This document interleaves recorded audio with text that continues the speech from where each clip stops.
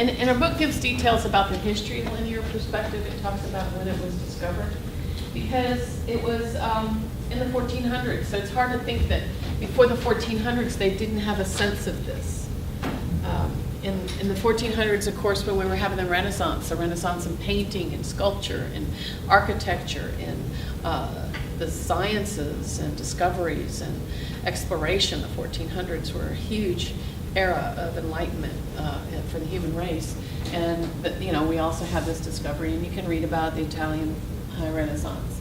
But basically, the most important thing that linear perspective brings is an honest and real sense of depth.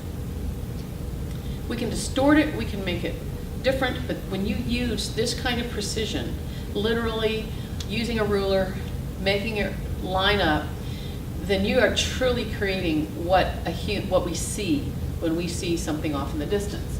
In this example, perfect example, railroad tracks. And if you've ever been on a railroad track, as you're crossing, they look like they diminish till they're to one point. And that point, where they become one, where they converge, convergence point, we also call it the vanishing point. Now, this is above my head, but the viewer standing there at this railroad station, his or her eye level is actually right here, what we call the horizon line. The horizon line is the artist's point of view. And that is probably the most important thing to remember about perspective, is that the horizon line is your point of view. So wherever your eyeballs are is your perspective. So that's whose perspective it is yours as the artist or the viewer.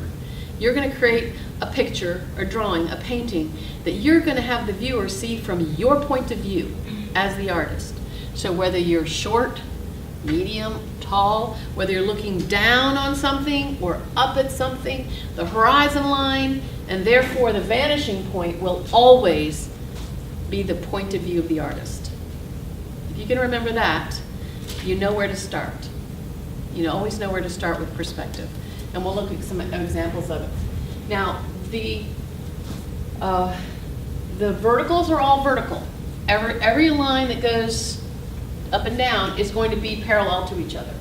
When you were a little kid and you started drawing these poles, you started tilting them and tilting them towards the horizon. That doesn't change. The verticals do not change. You have to keep those straight up and down. That's probably the one thing I correct more than anything else with my students, is having the verticals stay vertical, not start leaning in, okay? So everything that is horizontal is going to be parallel to each other, all up and downs. Keep that in mind. Now, these telephone poles do have a mathematical return for how close they get to each other. These are this far apart. Well, these are the same amount of far apartness, right? Theoretically.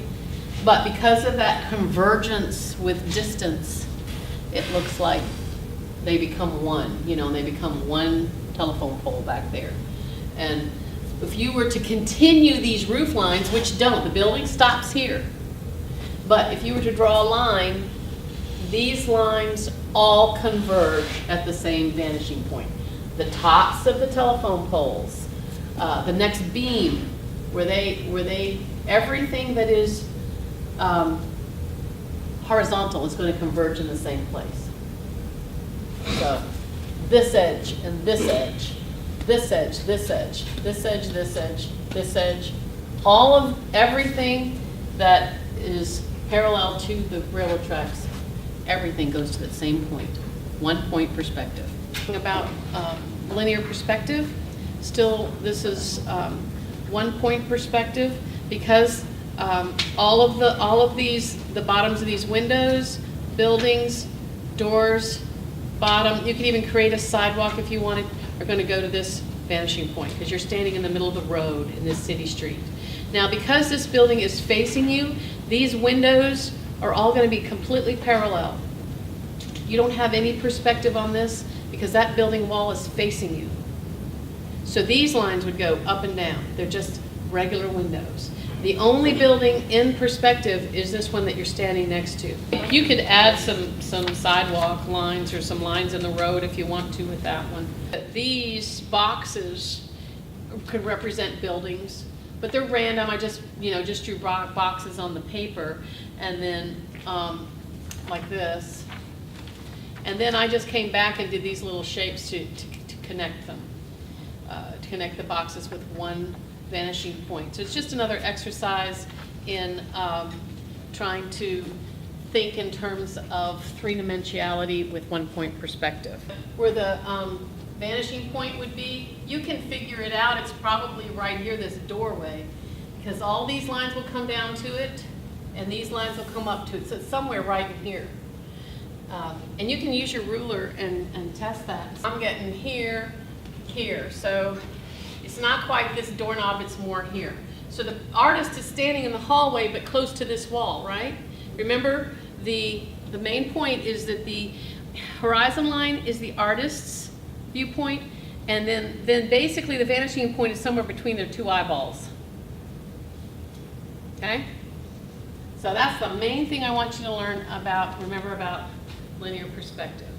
If you're standing where the closest part of the building is the intersection of two walls, then that's going to be two-point perspective, because these walls are going to go to one point and these walls are going to go to one point, but they're going to be on the same horizon line, because the artist or the photographer has one viewpoint, but they're standing in front of the corner of the building.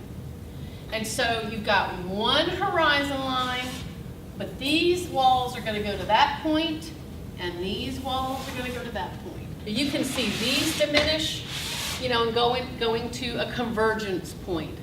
If this building kept on going, it would have a convergence.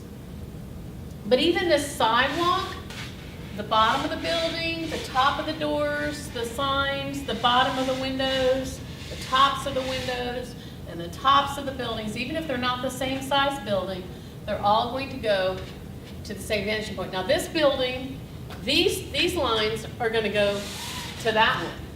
These two lines go to that one. These two lines go to that one because they're on the other side of the building.